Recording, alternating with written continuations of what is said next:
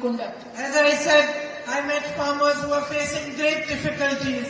ഞാൻ നേരത്തെ പറഞ്ഞതുപോലെ ഒരുപാട് ബുദ്ധിമുട്ടുകൾ അനുഭവിക്കുന്ന കർഷകരെ ഞാൻ കണ്ടു. Growing beautiful crops, spices, coffee, tea, rubber, but not being able to get the right prices for it.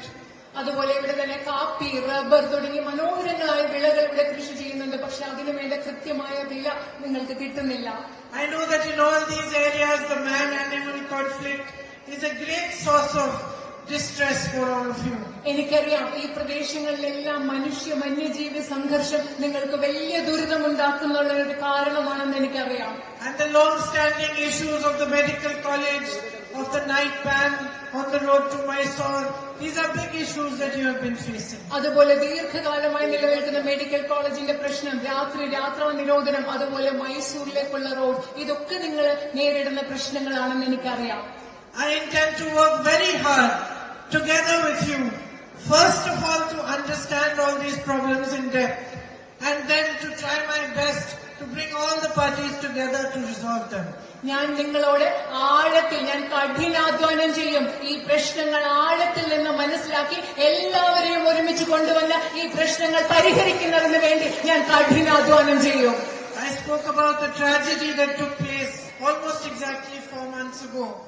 And it's very sad that until now the correct compensations, the correct relief and rehabilitation has not been given to the victims of that tragedy. ഞാൻ നിങ്ങളോട് ഇവിടെ ഏകദേശം 4 മാസങ്ങൾക്ക് മുമ്പ് നടന്ന വലിയ ദുരന്തത്തെ കുറിച്ച് പറഞ്ഞു. വലിയ വിഷമമുണ്ടാക്കുന്ന കാര്യമാണ്. ഇതുവരെ ദുരന്തബാധിതരായ ആളുകളുടെ പുനരധിവാസത്തിനും അവർക്ക് ആശ്വാസം നൽകുന്നതിനും അവർക്ക് നഷ്ടപരിഹാരം നൽകുന്നതിനും വേണ്ട ഒന്നും ഇതുവരെ നടന്നിട്ടില്ല എന്നത് വിഷമമുണ്ടാക്കുന്നതാണ്. All of us, UDF leaders, workers in our own ways are trying to put as much pressure as we can so that this rehabilitation is received by the victims. You must be knowing that even yesterday, some youth congress workers were protesting and they got lathi charged by the police.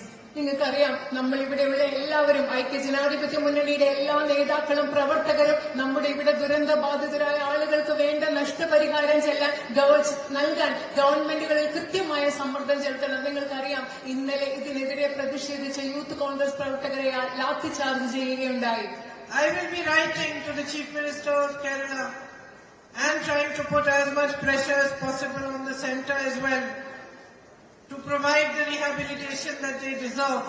ദുരന്തബാധിതർക്ക് അർഹതപ്പെട്ട പുനരധിവാസം നൽകുന്നതിന് വേണ്ടി കേരള മുഖ്യമന്ത്രിക്ക് ഞാൻ എഴുതുന്നതായിരിക്കും. അതുപോലെ തന്നെ കേന്ദ്ര ഗവൺമെന്റിനോട് കൃത്യമായ പുനരധിവാസം നടത്തുന്നതിന് വേണ്ട പ്രവർത്തനങ്ങൾ നടത്തുന്നതിന് വേണ്ടി അവരെ ഞാൻ സമീപിക്കുന്നതായിരിക്കും.